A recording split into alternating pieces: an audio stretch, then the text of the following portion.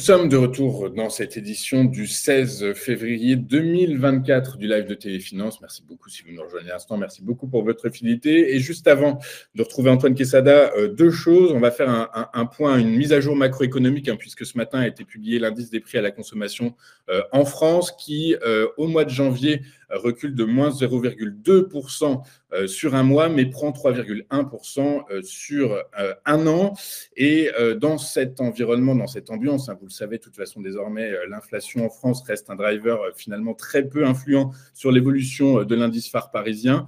Le CAC 40 a ouvert en nette hausse ce matin, plus 0,57% à l'heure actuelle à 7 787 points, alors que les investisseurs ont les yeux rivés sur la publication tout à l'heure à 14h30 de l'évolution de l'inflation des prix à la production aux États-Unis, qui sera l'évolution des IPP, des PPI, IPP comme vous voulez, et bien sera déterminante aujourd'hui dans la construction des schémas techniques boursiers. Voilà, dans cet environnement, eh bien, le CAC 40 peut-il continuer à évoluer sur des zones, dans des fourchettes, dans des limites hautes? Eh bien, pour ça, je suis avec Antoine Quesada. Bonjour Antoine. Bonjour Antoine. Merci Antoine d'être avec nous ce matin. Vous êtes trader, formateur et coach chez AQTS.fr avec nous tous les vendredis et c'est un plaisir. Juste à ce sujet, pour faire un peu de com, je rappelle que à la suite de votre intervention de la semaine dernière, certains internautes se posaient des questions qu'ils vous font part sur Internet, sur YouTube notamment, et c'est très gentil à vous, mais vous prenez le temps de leur répondre. Du coup, par la force des choses, j'invite tout le monde, tous ceux qui nous regardent, si vous avez des questions, eh bien, allez poser directement à Antoine sur notre fil YouTube et il se fera une joie, un honneur de vous répondre. Antoine, bonjour. Bonjour à vous. Vous allez bien? Très, très bien. Bon, alors on attaque l'analyse. J'ai apporté une petite… On attaque tout de suite l'analyse, Antoine. Juste, donc, le CAC 40 était attendu en hausse à l'ouverture, plus 0,54% à l'heure actuelle à 7 785. Le CAC 40, alors que la salve de publication micro est maintenant principalement derrière nous, de nouveau, eh bien, la politique monétaire et la macro vont être, et peut-être la géopolitique, mais c'est moins sûr, seront les drivers, les catalyseurs de ces prochaines séances. Du coup, à la force des choses, alors qu'on voit que les homologues, et notamment le DAX, évoluent sur des zones records, le CAC 40, selon vous, peut-il continuer lui aussi à évoluer dans ces zones records? Pour le moment, il ne cesse de faire cela, je dirais. Donc, oui, enfin, il ne peut mieux aller que ce qu'il est en train de nous proposer, ce que graphiquement on pouvait attendre d'ailleurs. Oui, j'allais vous dire, j'ai apporté un petit élément de nouveauté sur le graphique que vous avez ici en hebdomadaire. Simplement, à l'échelle du moyen-long terme, on a fait ici ce qu'on appelle une figure en drapeau haussier. Alors, le drapeau, c'est une figure de continuation de hausse, lorsqu'il est haussier, bien entendu. Et le mât du drapeau, entre guillemets, il faut vraiment l'imaginer comme un mât, une latéralisation et ensuite une sortie par le haut, puisque la latéralisation, maintenant, c'est moi qui utilise beaucoup ce mot. Eh bien, si vous regardez la bougie de la semaine du 22 janvier, qui est ici sur la droite, c'est la grande bougie verte, la dernière bougie verte qu'on a à droite de l'écran. On a eu ensuite deux bougies de latéralisation. On a fait entre-temps une respiration. Et maintenant, si on prend la longueur de ce mât et on la reporte à la cassure, puisqu'on est en train de faire une cassure, et si on reprend même les 161,8% de Fibo, mais sur le graphique en hebdomadaire, cette fois-ci, on ira voir tout à l'heure celui du journalier, qui est celui sur lequel j'évoque à chaque reprise l'objectif des 7801, et c'est vrai qu'on est à une dizaine de points de cet objectif, on va le voir tout à l'heure. Donc ici, potentiellement, à l'échelle de l'hebdomadaire, on a un nouvel objectif que l'on pourrait fixer, qui est évidemment un objectif un petit peu plus long terme, qui serait cette fois-ci le 161,8% de Fibo, c'est-à-dire une extension de Fibonacci, mais dans la définition la plus pure, c'est-à-dire après ce retracement qui a eu lieu entre les 7654 et les 7280. Donc, si on reprend, et là, pour ceux qui connaissent un petit peu Fibonacci, si on reprend cette zone-là et qu'on la reporte, on revient sur les niveaux antérieurs, ça fait 100%, et l'extension rajoute 61,8%. Ce qui nous donne 161,8% de Fibonacci. En clair, tout ça pour dire que potentiellement, à moyen long terme, on a un objectif nouveau. Alors, est-ce qu'il sera atteint ou pas, ça, c'est pas une garantie, mais ça nous donne du 7885 points comme objectif théorique dans un horizon de temps, évidemment, nettement, enfin, un petit peu plus long que celui sur lequel on va travailler maintenant en allant sur le graphique en journalier. Donc voilà, on peut passer maintenant au graphique en journalier.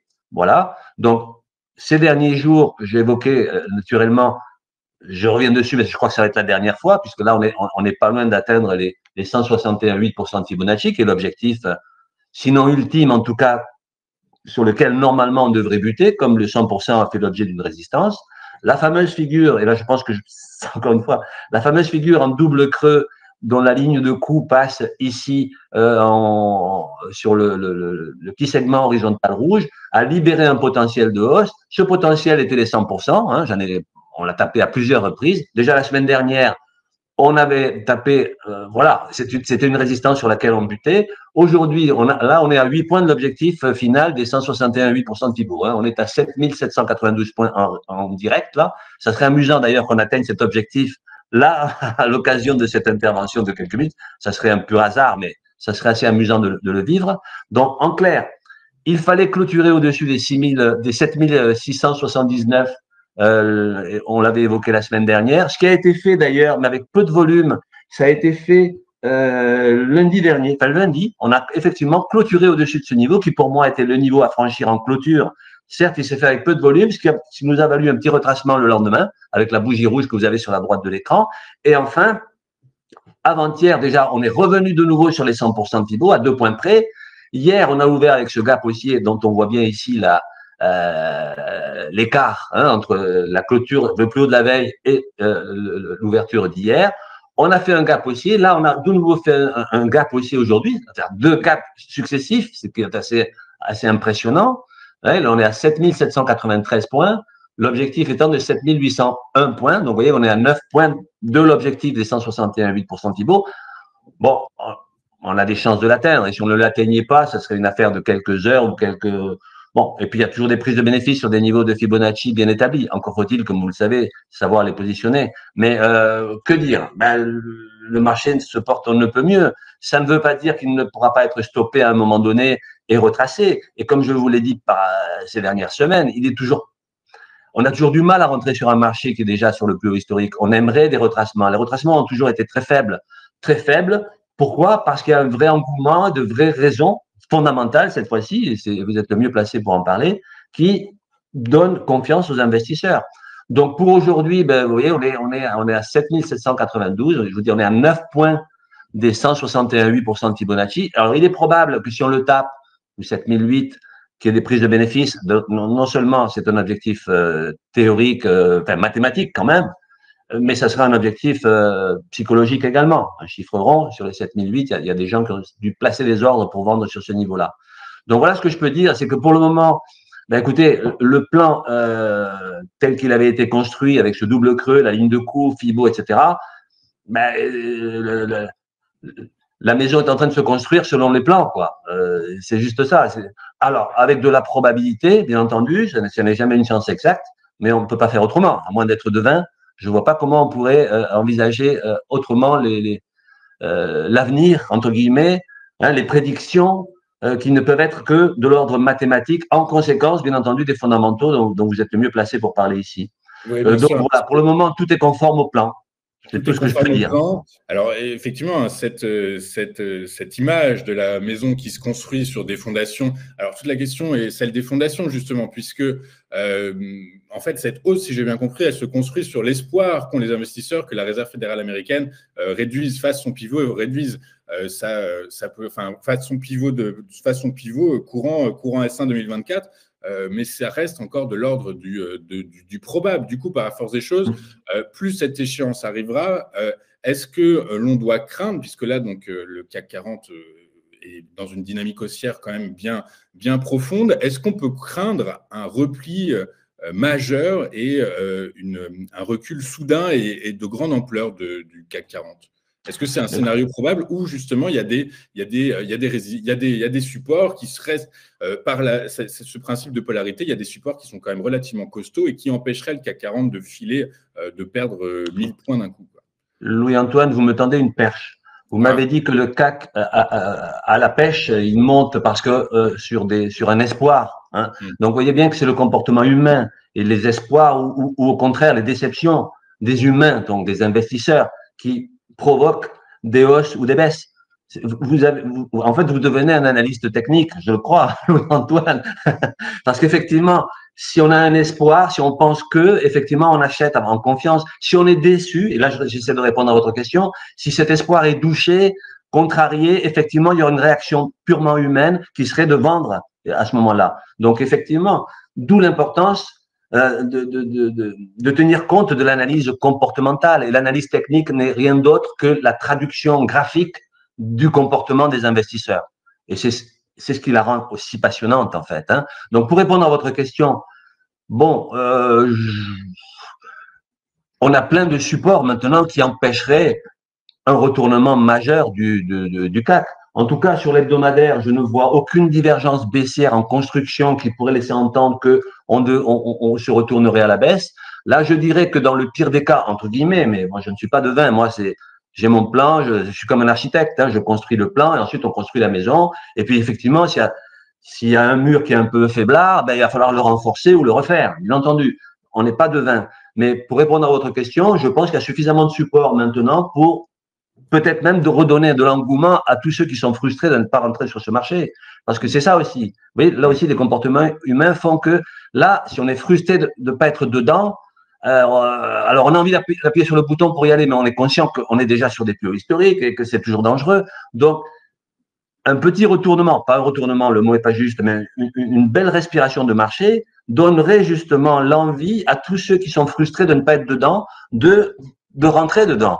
Alors, est-ce qu'ils seront nombreux? Est-ce que ça donnera du volume, etc. D'où l'intérêt d'avoir des outils qui permettent de voir les volumes. Hier, la séance d'hier s'est faite avec du volume, un volume anormalement élevé. Donc, alors, un gap et un nouveau gap aujourd'hui. Donc, je ne pense pas, en tout cas, il n'y a pas de signe avant-coureur de retournement violent qui pourrait… voilà, moi je dirais que si on revenait sur la zone des 100% Fibo dans un premier temps, mais là c'est du court terme, hein, si on revenait sur les 6679, 6700, on aurait un joli support et je pense qu'il y aurait de nouveau entrants. 6700, grosso modo, 6700, qui est, voilà, c'est les 100% de Fibo antérieurs. Vous voyez, on revient maintenant, on est à 7792. Voilà, on est à 9 points des 161,8. Et vous verrez que si on le tape, ce qui est probable, il y aura des prises de bénéfices dessus. Bon, ça, c'est compréhensible. Donc, pour le moment, effectivement, il est facile de dire, tout va bien, donc ça devrait monter. Moi, c'est ce que je pense, parce que je ne vois rien qui aille à l'encontre de ça. Ça n'est pas impossible. À ce moment-là, il faudra analyser la situation et voir s'il y a des éléments qui laissent entendre qu'on pourrait retracer. Mais pour le moment, je ne vois rien de négatif, d'autant que le plan et ce qui se passe aujourd'hui montre que le plan est bien fait. Un plan qui est bien fait, en général, hein, un architecte, s'il est bon, si le plan est bon, il y a peu de chances que la maison s'écroule. Hein. Si on a un architecte, bon, il y a des compétents et des incompétents. Donc, pour le moment, tout va bien, je dirais, et il n'y a pas de signe avant-coureur, si ce n'est peut-être des prises de bénéfices, mais les prises de bénéfices n'ont jamais provoqué des retournements. Et si les investisseurs sont déçus par les projets de la Fed, effectivement, il y aura une réaction épidermique qui sera de prendre des bénéfices, de se retourner. Mais pour le moment, je ne vois rien. Voilà, on est à 8 points du 100%. J'essaie de temporiser pour qu'on atteigne le 7801 là tout de suite. Mais non, je plaisante. Mais on est à 7 points près. Donc voilà, aussi bien le moyen long terme est bien orienté. Et encore une fois, je ne vois pas de construction de figure potentiellement de retournement, en tout cas à l'instant T. Peut-être que dans les jours, les semaines qui viennent, oui. Mais je dirais que pour le moment, je pense que tout retracement sera sans doute l'occasion pour les personnes, enfin pour les investisseurs qui ne sont pas dedans, d'aller chercher encore une petite impulsion haussière. Et puis c'est toujours bon signe, un marché, dans la définition, un marché qui continue à faire des plus hauts historiques, il serait aberrant de vouloir s'opposer. Et là, je reviens encore sur, je ne veux pas apporter de critique, mais shorter un marché qui monte, et j'en entends et j'en vois. Ça, on en entend tous. Hein. On en entend tous, effectivement, des analystes techniques, des conseillers, bref, avec des casquettes toutes différentes les unes que les autres, mais qui disent que là, il faut shorter. Mais depuis 6 mois, on entend ce discours. Eh bien, écoutez, ça, moi, j'assimile ça à de l'arrogance. Ça veut dire, j'ai la prétention de penser que là, le marché va se retourner. Mais un peu d'humilité, on n'est pas devin, on ne peut pas le savoir. Là, c'est vouloir que le marché fasse ce que l'on veut. Ben non. Si le marché se retourne… C'est souvent du marketing, puisque l'idée, c'est de faire parler un peu de soi, parce que globalement, un analyste technique, quel qu'il soit, remarque quand je vous vois, et vous entends que vous êtes nombreux à venir chez nous, et je vous en remercie beaucoup, mais c'est vrai que vous avez vous avez tous les mêmes techniques, les mêmes figures que vous analysez, etc.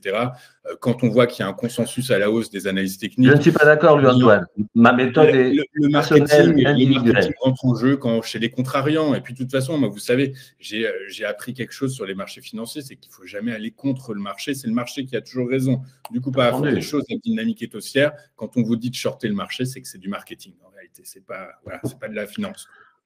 Oui, mais c'est du mauvais marketing parce que ça ne rend pas service à celui qui vous écoute. Et ça, c'est pas très sympa. Moi, je me suis intéressé au métier que je fais aujourd'hui par passion, par souci d'efficacité, avec beaucoup d'humilité parce qu'il n'y a pas de science exacte, en travaillant avec des outils techniques qui permettent d'améliorer la probabilité. Donc, quand vous dites tous les analystes, alors je ne suis pas tout à fait d'accord parce qu'effectivement, la caisse à outils est commune, hein, mais comme pour tous les métiers, on a tous les mêmes outils. Après, ce qu'on en fait n'est pas la même chose. Un cuisinier, il y a des grands chefs et il y a des petits chefs, et puis il y a des mauvais cuisiniers. Hein, donc après avoir été architecte, maintenant, on a donc après Rem Koolhaas, on a Bernard Loiseau. Du coup, c'est 1000 casquettes. Antoine et ses 1000 casquettes. Non, mais j'utilise des métaphores et ça me vient naturellement et ça aide à la compréhension des choses. Mais il faut être très humble et après, il faut travailler pour construire quelque chose de solide. Vous voyez, on est à 4 points, Louis-Antoine, de l'objectif. Je vous remercie, effectivement. On a compris que vous attendiez avec oui, je temporise. Et envie les 7800 points, les 7801 points. Mais du coup, de toute façon, voilà, on raisonne souvent en analyse technique par zone. Et donc, on peut dire que la zone des 7801 points est atteint et que globalement, voilà, le plan de trading que vous nous annonciez depuis une quinzaine de jours, eh bien, est respecté. Oui. Je n'en tire pas de gloire, mais effectivement, c'est un travail technique. Raison et les fruits, au moins. Oui, mais bien entendu. Et c'est ce que j'apporte à mes. Bravo, il faut savoir accepter les compliments. Bon, bref, Antoine, on n'est pas que tous les deux, du coup, par la force des choses. Non, c'est vrai. C'est vrai. Je vous souhaite, Antoine, merci beaucoup d'être avec nous tous les vendredis matins. C'est un plaisir, un régal d'avoir accès à vos analyses, analyses à votre œil et à votre personnalité. Je vous remercie beaucoup et je vous souhaite une très bonne journée, un très bon week-end et je vous donne rendez-vous la semaine prochaine. Nous, de notre côté, on marque une rapide courte page de publicité et on se retrouve dans un instant avec Eric Galliaga, tout de suite sur Téléfinance.